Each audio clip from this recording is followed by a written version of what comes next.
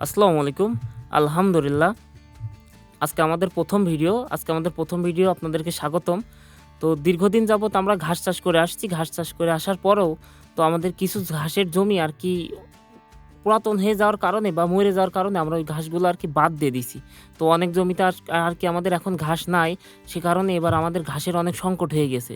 তো সংকট হয়ে যাওয়ার পরে তো এই ঘাসে আমরা সম্পূর্ণভাবে আমাদের খামারের যে যতটুকু পরিমাণ ঘাস প্রয়োজন ততটুকু আরকি আমরা ঘাস কমপ্লিট করতে পারছি না।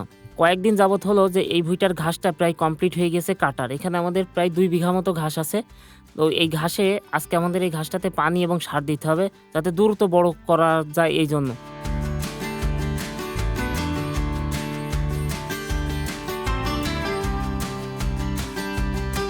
তো দ্রুত বড় এবং ঘাসে যাতে প্রচুর পরিমাণ আরকি বংশবৃদ্ধি করে বা ঘাসটা আরকি ঝাড়ায়, এই কারণে আমরা সালফার, ডিএপি এবং ইউরিয়া দিব। তো ভালোভাবে ঘাসের সারটা মিশানোর পরে তো পুরো জমিতে সম্পূর্ণ কমপ্লিটভাবে বুনে দেবো আরকি।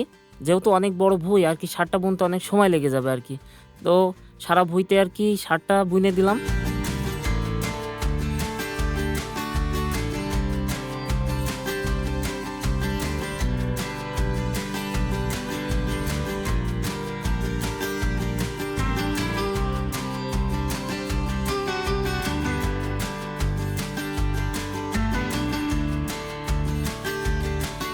তো মোটামুটি সার বোনা শেষ হওয়ার পরে এখন জমিতে অনেকগুলো ঘাস আছে আজকে সেটের জন্য আমার ঘাস কাটতে হবে। তো যেহেতু ঘাসের পরিমাণ খুবই কম তো আমার প্রতিদিন ৮ থেকে ১০ বোঝার উপরে ঘাস লেগে থাকে। তো এতটুকু ঘাসে আমার কোনো কিছু হবে না, তো যার পরেও যেহেতু পানি দিব এবং সার দিছি তো এই ঘাসটুকু আমার আরকি কেটে ফেলতে হবে। তো ঘাস কাটার পরে সম্পূর্ণভাবে কেটে এবং বোঝা বেঁধে ভ্যানে তুলে নিলাম যাতে অতিরিক্ত রোদে থাকলে ঘাসগুলো শুকিয়ে যাবে। এই কারণে বেঁধে ঘাসগুলো উঠায় নিলাম।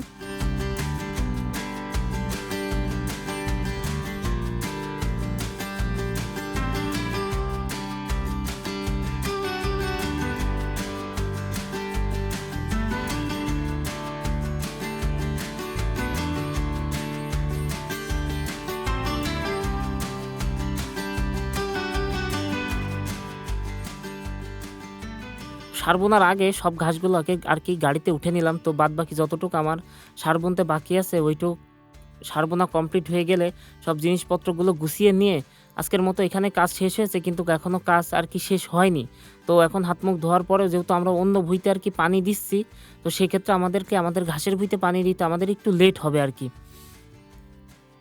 তো আমরা ঘাসটা বাসায় রেখে এসে মানে খামারে রেখে এসে কিছুক্ষণ পর আরকি আমরা আমাদের জমির জন্য আরকি পানি ছাড়বো।